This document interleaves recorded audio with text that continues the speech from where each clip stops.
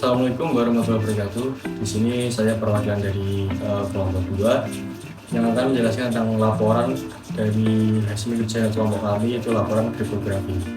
Sebelumnya, saya akan memperkenalkan nama-nama atau anggota dari kelompok kami, yaitu yang tercantum dalam foto di atas. Dari kelompok kami akan menjelaskan contoh dari kasus kriptografi. Pertama, kasus pertama terjadi pada tahun 2014 atau 2015. Menghindari penipuan pada transaksi online, Kementerian Komunikasi dan Informatika Kominfo mewacanakan sistem e-commerce harus terakreditasi oleh suatu badan agar lebih terpercaya.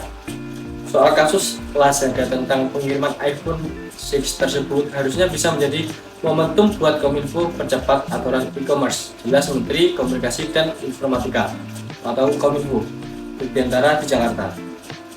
Di Permen Kominfo, lanjut Rudiantara. Perdagangan e-commerce perlu minta izin dari awal sehingga industri tersebut terpercaya di masyarakat. Dirinya juga menerangkan, Kominfo justru mendorong tumbuhnya e-commerce dan startup, registrasi secara administrasi, serta mengajukan akreditasi ke badan untuk mendapatkan sertifikasi. Sebelumnya, dunia maya dihebohkan dengan pemesanan iPhone 6 Plus melalui Lazada, namun yang diterima adalah sabun batangan. Ini dikicaukan akun @danisdarusman melalui jejaring sosial. Beli iPhone 6 Plus, nyampainya sabun Ruvo. Hanya di @lazada ID buruan guys. Buruan bangkrut maksudnya lo. Kicau Dennis di Twitter. Dennis pun memposting foto box pembungkus kiriman Lazada yang menunjukkan sabun batangan, bukannya iPhone 6 Plus di dalamnya. Sementara itu, pihak Lazada melalui Public Relation Manager-nya telah mengkonfirmasi keluhan Dennis Danuswara. Tanya Amalia mengungkapkan jika pihaknya masih melakukan proses investigasi atas permasalahan tersebut. Tanya pun mengakui pihak Lazada telah langsung menghubungi pihak Dennis Danusman selaku pelapor pemasalah. Sejauh ini, kami masih melakukan proses investigasi. Kami belum dapat menentukan pihak mana yang salah dalam kasus ini. Setelah investigasi selesai, baru kami akan memberikan konfirmasi langsung terkait masalah itu, ujar Tanya melalui sambungan telepon. Kedua, kasus terjadi pada November 2022 atau baru-baru ini. Founder Vida ikut merumuskan SDM kriptografi nasional, dukung keamanan siber. Vida sebagai perusahaan penyedia identitas digital di Indonesia mengumumkan turut berpartisipasi dalam tim perumus rancangan SKKNI atau Standar Kompetensi Kerja Nasional Indonesia bidang kriptografi.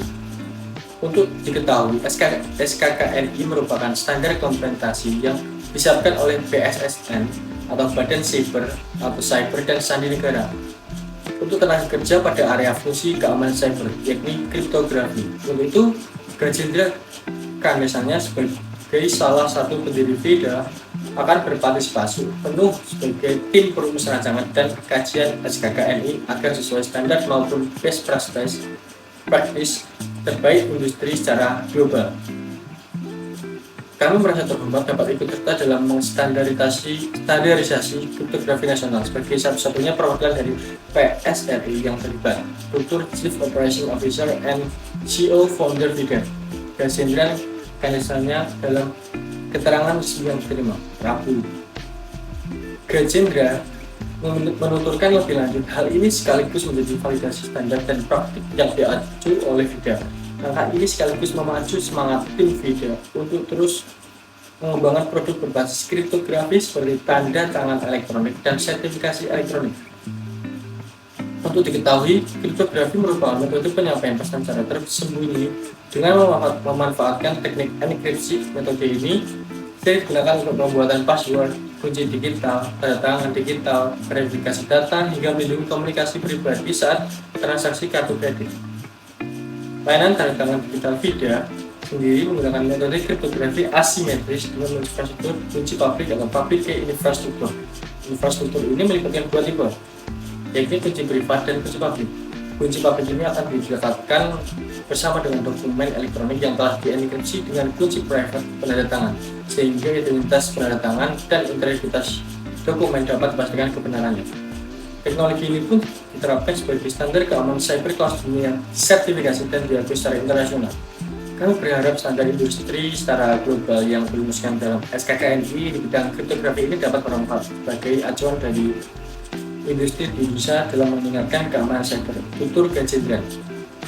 Gajendra juga mengusulkan VIDA akan terus bersinergi bersama pemerintah dan partner platform digital untuk menumbuhkan kemandirian teknologi dalam negeri.